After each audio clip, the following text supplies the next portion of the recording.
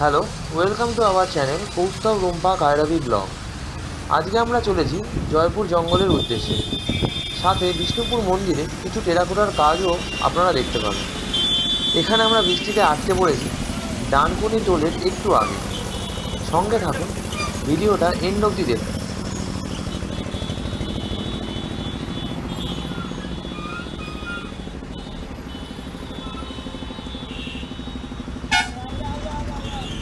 কি আছে চ একটু এগিয়ে চ এগিয়ে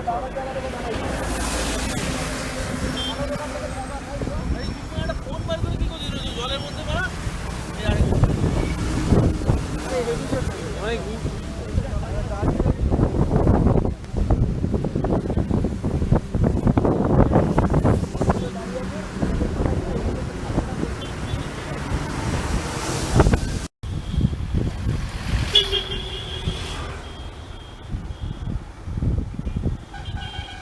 আমরা সবে তারকেশ্বর ছাড়ালাম।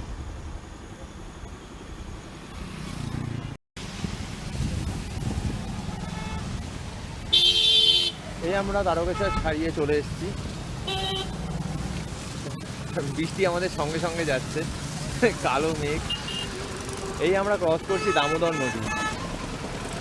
এত সুন্দর লাগছে পরিবেশটা যে মানে ভাষায় প্রকাশ করা যাচ্ছে না। এই হচ্ছে আমাদের রাস্তা। আমরা এখান থেকে নেক্সট যাব আরামবাগ।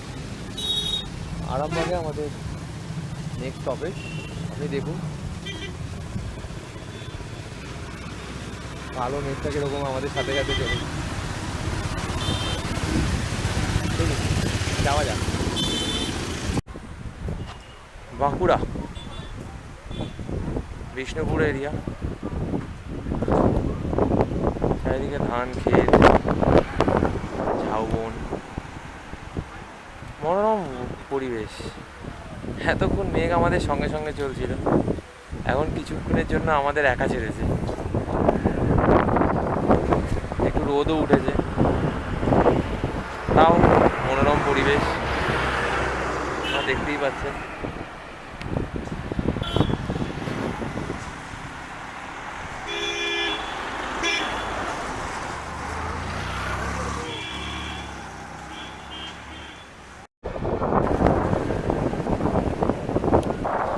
সুন্দর মনোরম পুকুর, তার কাছে এক শাড়ি দেখা যাচ্ছে।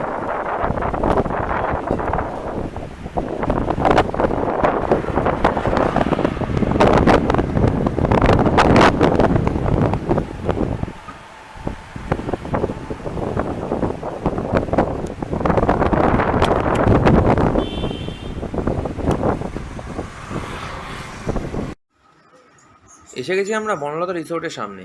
চলুন রিসোর্টের ভেতরটা একবার দেখা যাক। এটা জয়পুরের একমাত্র রিসোর্ট। এখানে সব কিছুই একটু কস্টলি। এখানে যাই আপনি অর্ডার দেবেন, তা ননভেজ হোক আর ভেজই হোক, এখানেই ফার্মিং করা হয় তো, সেই জন্য দামটা একটু বেশি। এখানে থাকতে হলে আপনাকে আগে থেকেই বুক করে আসতে হবে। বুকিং নাম্বার ডেসক্রিপশনে পেয়ে যাবেন। এখানকার মাটন কারি এবং এমু রোস্ট নাকি বিখ্যাত, ট্রাই করে দেখতে পারেন।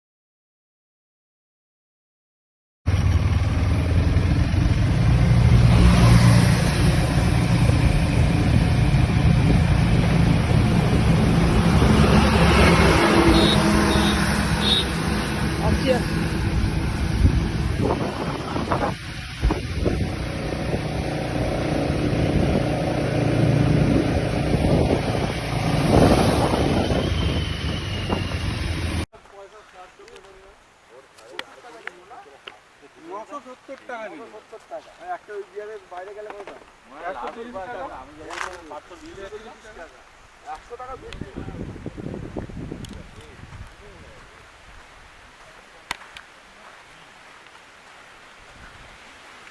আমরা পৌঁছে গেছি আমাদের ডেস্টিনেশন জয়পুর জঙ্গলে।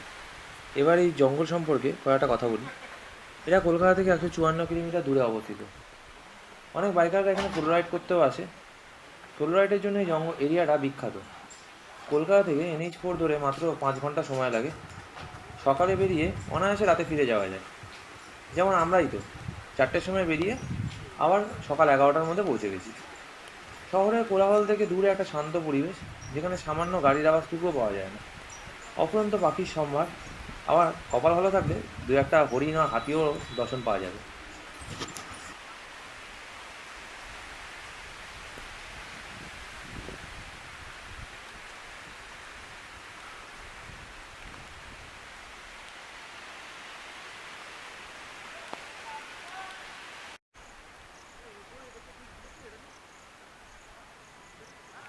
এই টানেলের ওপারেও জঙ্গল রয়েছে। পুরো এলাকাটাই শাল, মহুয়া, এই জঙ্গল দিয়ে ঘেরা। মাটির কাদা,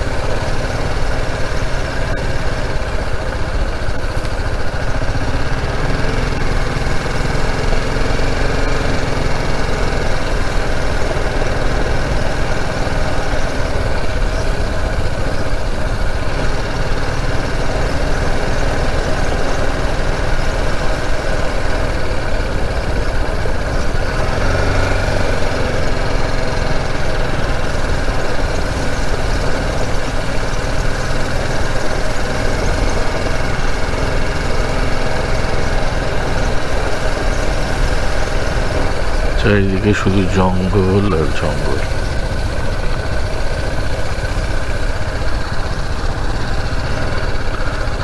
শাল সেগুনের জঙ্গল।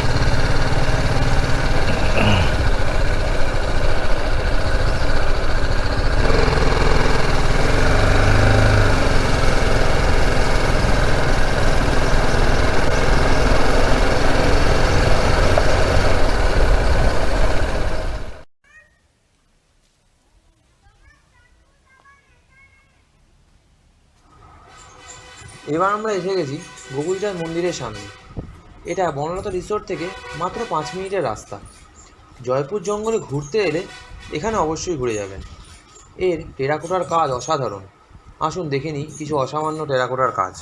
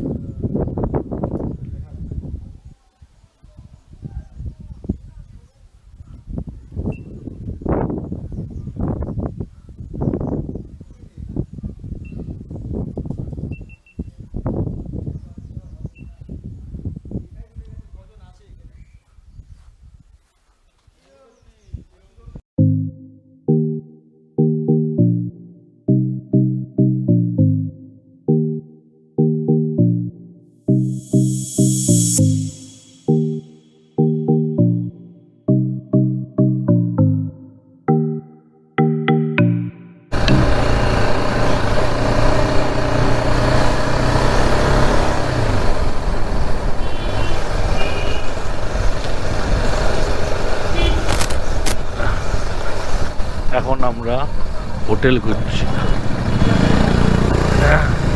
এখন আমরা দুপুরবেলা খাওয়ার হোটেল খুঁজছি। বাজে 2:30, বিষ্ণুপুর।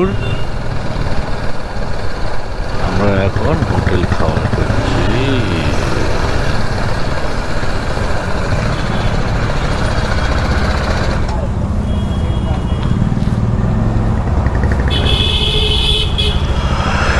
হোটেল মোনালিসা,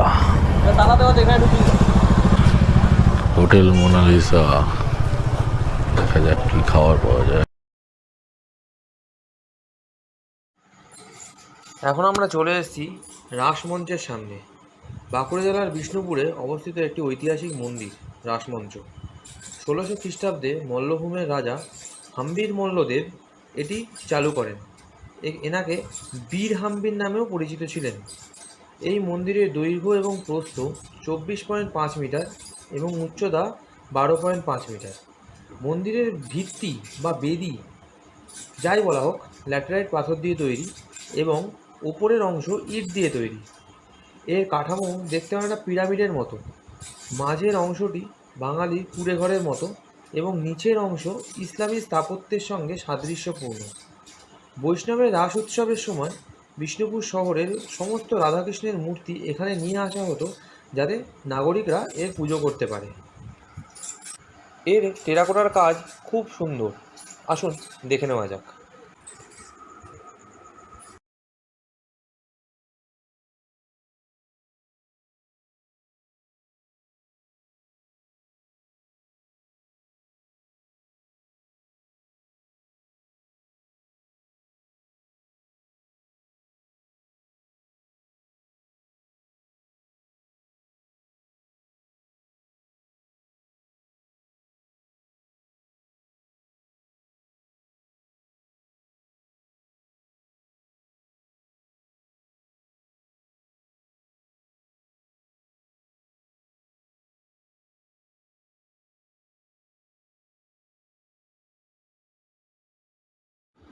এখন আমরা এসে গেছি বিষ্ণুপুরে শ্যামরায় মন্দিরের সামনে।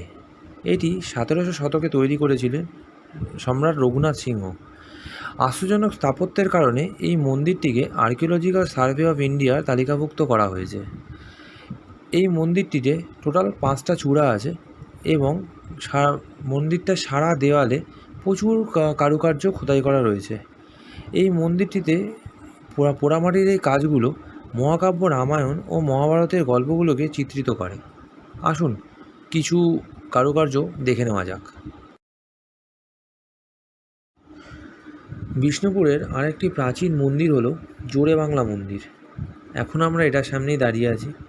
এটিও মল্ল রাজা রঘুনাথ সিং দেব 1655 খ্রিস্টাব্দে তৈরি করেছিলেন। এটি একটি হিন্দু মন্দির।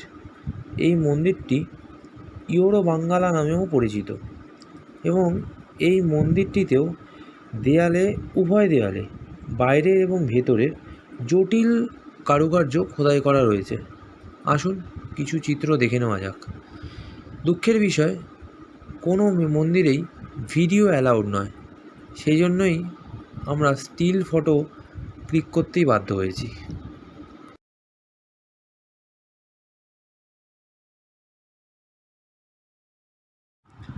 নেক্সট আমরা চলে এসেছি বিষ্ণুপুরের রাধেশ্যাম মন্দিরটির সামনে। এটি রাজা চৈতন্য সিংহ 1758 সালে তৈরি করেছিলেন। ভগবান কৃষ্ণের এই মন্দিরটি ঐতিহাসিক জোড়বাংলা মন্দিরের একদম কাছে অবস্থিত।